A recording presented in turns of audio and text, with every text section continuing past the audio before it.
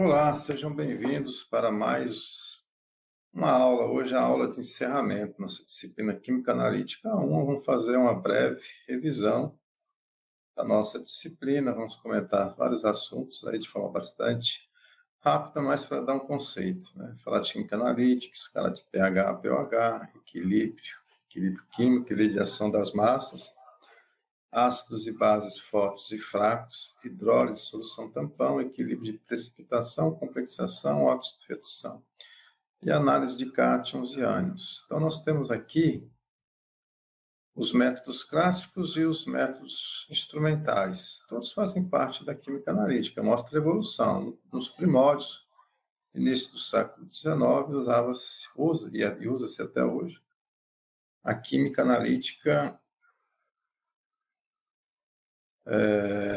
clássica, que usa os métodos que iniciaram a química analítica. Por exemplo, balança analítica, nós utilizamos balança analítica, utilizamos cadinhos, utilizamos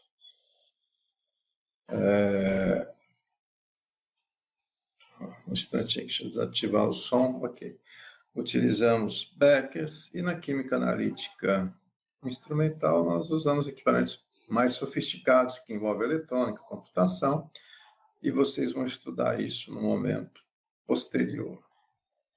Bom, o princípio geral que nós usamos aqui, que aplicamos ao longo da disciplina, foi o princípio que envolve uma reação química que atinge o equilíbrio químico, ou seja, reagentes se convertem em produto na mesma velocidade com que produtos se convertem em reagentes. A velocidade da reação direta é igual à velocidade da reação indireta. Nessa situação, nós podemos aplicar uma constante chamada lei da ação das massas, nós obtemos, né, através da lei da ação das massas, que é a concentração molar dos produtos, que Y e Z é elevado a seus coeficientes estequiométricos, vezes o produto das concentrações molares dos reagentes, está aqui, elevado a seus coeficientes estequiométricos. Essa reação genérica e essa lei genérica nós usamos nos 4 equilíbrios que nós vamos estudar. Equilíbrio ácido-base, precipitação, complexação e óxido-redução. O mais importante que nós temos nessa primeira unidade que nós estudamos é essa escala de pH. Né? Nós vimos que pH é igual a menos log de H+, da concentração molar de H+. Então, nós temos aqui um exemplo. Uma água pura, 25 graus Celsius, eu sei que eu tenho 10 a menos 7 mol de H+, e 10 a menos 7 mol de H-. pH 7, neutro. pH 7. Sabemos que pH mais pOH, nós vimos que tem que dar sempre 14. Então, se a concentração de H+, é maior que 10 a menos 7, 10 a menos 6, 10 a menos 5, pH vai diminuindo. Então, aqui, cada vez pH menor, meio mais ácido. pH maior, meio mais básico. Se o pH é 12, pOH é 2. pH é 4, pOH é 10. A soma tem que dar sempre 14. Esse é o fundamento que nós vimos. Então, quando eu digo o meio está ácido, pH menor que 7. O meio está básico, pH maior que 7. pH 7, meio é neutro. Nós vimos que temos os ácidos fortes, ácidos fracos, bases fortes e bases fracas. O que diferencia um ácido fraco de um ácido forte? Apenas uma pequena fração se dissocia. Com isso, atinge-se o equilíbrio também. Atingiu o equilíbrio, coloca uma constante. Aqui é a constante ácida. Aplico a lei da ação das massas. Para ácido forte eu faço isso? Não, porque ácido forte ele não tem essa reação reversível. Todos os reagentes se convertem em equilíbrio, ou seja, todo o próton é liberado. No caso do HCl, a mesma coisa a base. Hidrólise, né? Quando eu coloco um ácido em água, ele sofre uma dissociação, o ácido de Arrhenius libera próton, a gente viu isso. Agora, quando eu coloco o sal desse ácido, por exemplo, se fosse ácido acético aqui seria acetato. Quando eu coloco, por exemplo, o acetato de sódio em água, ele quebra a molécula de água, por isso que a hidrólise volta a ser ácido, ele rouba o próton da água, liberando o H-. Então, aqui nós temos uma reação de hidrólise e uma reação de ácido. Quando nós fazemos uma solução de ácido, misturada com a solução do sal desse ácido, por exemplo, ácido acético e acetato de sódio, nós temos um tampão. Aqui, por exemplo, poderia ser hidróxido de amônio, liberaria uma base fraca, hidroxila. O sal dessa base seria o cloreto de amônio. O cloreto de amônio realiza hidrólise na água, liberando próton. Né? Então, se nós misturarmos hidróxido de amônio com cloreto de amônio, nós temos um sistema tamponante. O que faz o sistema tamponante? Ele resiste à variação de pH. Então, é um meio que, se você adicionar ácido, você adicionar base, ele resiste a essa variação de pH.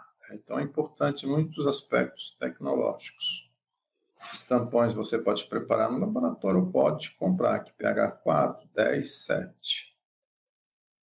Nós temos também agora o equilíbrio de precipitação, já não é ácido base. Por exemplo, quando você dissolve sal em água, existe todo sal em água existe uma quantidade máxima que você consegue dissolver, é a saturação. Depois disso, ele forma um precipitado. Esse equilíbrio entre a forma precipitada e as formas iônicas, nós podemos chamar de equilíbrio de precipitação. Nós podemos aplicar uma constante, que é a constante do produto de solubilidade. Está aqui, constante do produto de solubilidade. Tá? Outra reação importante, entre um ligante, o que é um ligante? É um composto que tem um par de elétrons que pode ser doado para o metal. Aqui nós temos a glicina, que tem 2 pares de elétrons, um aqui no oxigênio e no nitrogênio. Ela se liga ao cobre, 2 glicinas se ligando ao cobre. Esse é um tipo específico de reagente, de reação que forma um complexo, mas também aqui é um equilíbrio entre os reagentes e os produtos. Aqui a gente chama constante, podemos aplicar a lei da ação das massas também, chama constante do produto de formação. Temos aqui destaque o EDTA, que tem 6 pares de elétrons, hexadentado, que pode se ligar com os metais. Então, aqui também atinge o equilíbrio, né, entre os reagentes e os produtos, eu aplico a constante do produto de formação, uma reação muito importante. O último tipo de reação de óxido-redução. O que nós temos aqui nessa reação de óxido-redução? Nós temos a prata, que está oxidando o cobre. Veja que um elétron vai sair do cobre e vem para a prata. A prata, então, fica reduzida. Ela é um agente oxidante. O cobre perde um elétron, ele se oxida, então ele é um agente redutor. Há uma transferência efetiva de elétrons. Se há uma transferência efetiva de elétrons, é uma reação de óxido-redução. Veja que é distinto das outras 3 reações que nós vimos. O que tem em comum? Atinge o equilíbrio químico também, depois de um determinado tempo. E nós podemos aplicar aqui uma constante de óxido-redução aplicando a lei da ação das massas. Isso é importante para a gente estudar esse tipo de reação química. Visto esses 4 tipos de equilíbrios químicos, o que nós temos de importante? Nós vamos aplicá-los aqui à marcha geral de identificação de cátions e ânions. Então, veja bem, começando pelos cátions. Como é que nós identificamos o cátion? Primeiro, a gente tem que separar. Então, você tem aqui, por exemplo, um meio aquoso com todos os cátions. Nós vamos adicionar um reagente aqui precipitante, por exemplo, pode ser o cloreto, vai formar um precipitado e depois, por centrifugação ou filtração, eu separo o sobrenadante do precipitado. Alguns cátions vão precipitar aqui, outros ficam no sobrenadante. Então, com isso, eu já consigo separar os cátions. E depois que nós separamos, aí vem a segunda etapa da marcha analítica, que é a identificação. Como é que a gente pode identificar? Por uma reação de precipitação, pela cor que ele forma com reagente, se ele gera um vapor, etc. A gente faz algum processo, alguma reação química, usando aqueles 4 reações químicas que a gente viu anteriormente, e com isso a gente consegue identificar. Por exemplo, nós temos aqui a prata, que precipitou aqui. Aí eu coloco cromato, vai dar cromato de prata. Uma cor aqui avermelhada, terra, né? Então, nós temos aqui chumbo com iodeto, forma iodeto de chumbo é amarelo. Então, dependendo aqui da cor, eu consigo dizer, olha, é o chumbo, é a prata. Então, a marcha analítica para os cátions, separar e identificar. Com isso, nós criamos a marcha analítica qualitativa. Então, aqui nós temos, numa primeira solução, todos os cátions. A gente adiciona ácido clorídrico. Inclusive, essa é matéria da nossa aula prática. Vai precipitar o quê? O grupo 1, que é chumbo, mercúrio e prata. Né? E o que fica no sobrenadante? Os demais metais, que depois vão precipitar em sequência com outros agentes precipitantes. Esse precipitado que tem o chumbo, o mercúrio e o mercuroso, e a prata, a gente vai fazer reações subsequentes de identificação. Então, essa é uma marcha sistemática para cátions.